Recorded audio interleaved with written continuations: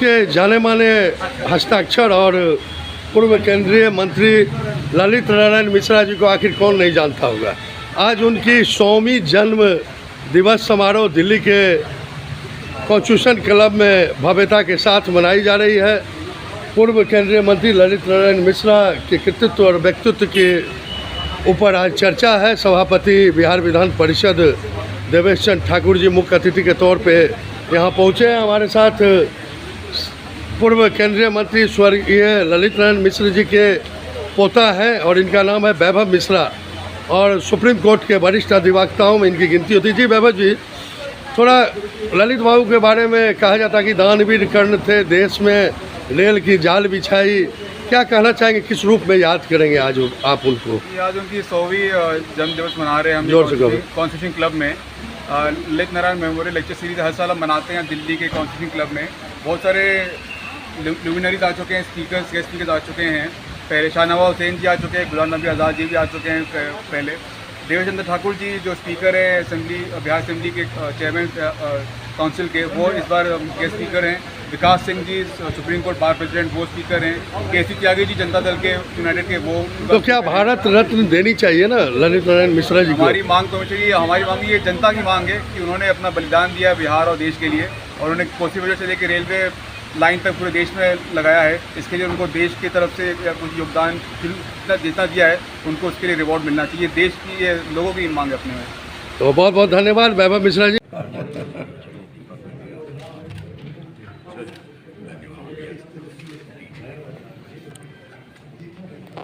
इस तरह से 100वीं जन्मदिवस समारोह पर भावभीनी श्रद्धांजलि और उनके व्यक्तित्व कृतित्व को याद कर रहे पूर्व केंद्रीय मंत्री ललित नारायण मिश्रा जी की आज 100वीं जन्मदिवस समारोह है। इस अवसर पर तमाम वरिष्ठ मुख्य अतिथिगण दिल्ली के कॉन्स्टिट्यूशन क्लब में पहुंच चुके हैं।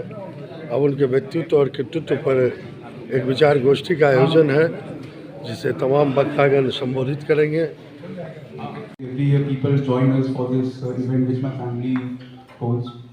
I unfortunately lost two of my uncles this year, but still we have managed to organize this and I'm grateful. अपने दिल से मैं सबका आभार हूँ कि आप आज इस इवेंट पे आए हैं and I'm grateful for everyone. And unfortunately I passed away on 3rd January 1975 in railway hospital in Danapur. The trial concluded 2014 after 40 years after his death.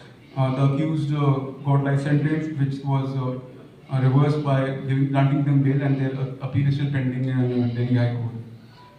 Definitely a lot of things being done, which is of course the infrastructure. Because if we look at the infrastructure of the developed countries of the world, we are far behind.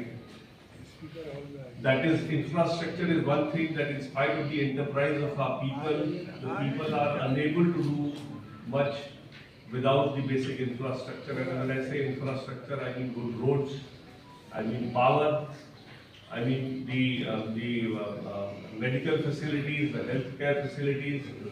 So all this has to definitely improve, has to keep improving if we have to become the #1 country in the world in 2047. And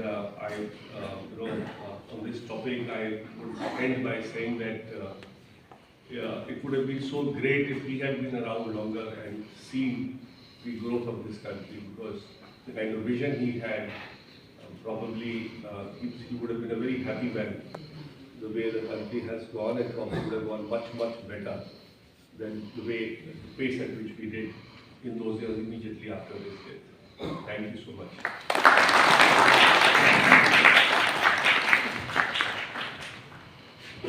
Thank you so much, sir. को भी दो शब्द करने जाए, लेकिन ललित बाबू में एक quality मैं इसलिए कह रहा हूँ, मैंने पवन जी को कहा था कि मैं यही शेयर करूँगा। अब वैभव जी को या विकास मिश्र जी को बोल दीजिए कि मैं ये बताऊँगा पर्सनल एक्सपीरियंस। तो एक अजीब तरह का जादू था उस व्यक्ति में, साजिश की तरह ही मारा गया उनको। 40 साल लग जाता है। आज छोटे छोटे केस में स्पीडी ट्रायल होता है, उसमें ट्रायल को कोई सीमा नहीं है। ट्रेन से उनको भेजा जाता है समस्तीपुर से दिल्ली भेजने के लिए, और रास्ते में प्रिलिमिनरी ट्रीटमेंट के लिए दानापुर हॉस्पिटल भेजा जाता है। क्या चार्टर प्लेस नहीं बजाते? तो इससे दुख होता है हमारे में। तो क्यों हुआ? अभी बताया था सी.के. मिश्रा जी ने, वो मंत्री प्रधानमंत्री के बाद उनका ही नाम था, त्यागी जी ने बताया था, इंदिरा गांधी के बाद कोई पोस्ट होता तो उनको मिलता, इस तरह का पोस्ट बना दिया। तो कभी कभी व्यक्ति का ऊंचा कद हो जाना भी लोगों की आँख की क्रिकेट को कैसे तो खत्म किया जाए, हम नहीं कहते हैं किसने मारा। एलन मिश्रा जी की बहुत इज्जत करते थे और उनके पॉलिटिकल जूनियर्स में से थे कहा जाए। हमारी नसीब नहीं हुई कि इनसे मुलाकात होती या इनके बारे में ज़्यादा जानकारी होती हमें। कि एलन मिश्रा जी का व्यक्तित्व, कुछ ऐसे भी व्यक्तित्व आए हैं दुनिया में जिनकी आभा से दूसरे लोग जगमगाए हैं। बिना मैडम इंदिरा गांधी का जिक्र किए हुए एलन मिश्रा का जिक्र नहीं किया जा सकता है राजनीति में। बहुत बड़ी बात। और आपको जानना होगा कि स्वतंत्र भारत में मैडम इंदिरा गांधी के टक्कर का कोई राजनेता आपके यहाँ नहीं पैदा हुआ जिसने न सिर्फ हिंदुस्तान का इतिहास बदला बल्कि हिंदुस्तान का भूगोल भी बदला। और उस मैडम इंदिरा गांधी को शक्ति किसने दिया? जिस समय मौन बुढ़िया कहकर संबोधित किया जाता था, कांग्रेस का विभाजन हो चुका था, उस समय यही एलन मिश्रा ने कंधा किया था। अफसोस के साथ बोल रहा हूँ, तो इसमें आनंद की बात नहीं। Bihar was the centre of learning. सब पूरे देश से लोग पटना जाते थे पढ़ने के लिए, चाहे साइंस हो, मेडिसिन हो, किसी भी क्षेत्र में। आज वो परिस्थिति नहीं। आज वहां से सब कोई बाहर आना चाहते हैं, वो परिस्थिति आज नहीं। तो उस समय के वो पढ़े लिखे लोग और उनकी जो लोकप्रियता पूरे बिहार में थी, बहुत कम लोग हैं। जैसे नवीन जी ने बताया शरद पवार जी के बारे में। मेरी पढ़ाई लिखाई महाराष्ट्र में हुई, मैं फर्गुसन कॉलेज से था और उसके बाद ILS से मैंने जॉब किया। और ये अफसोस हमेशा से रहता है, वह वजह से उभरते लोगों को देखता हूँ तो लगता है कि मैंने क्यों नहीं लॉ पढ़ा, क्यों नहीं प्रैक्टिस किया। कि आज इतनी कमी महसूस होती है ललित नारायण मिश्रा जैसे लीडर की, कि मैं समझता हूँ अगर वो रहते तो बेचारे कितने दिन रहते।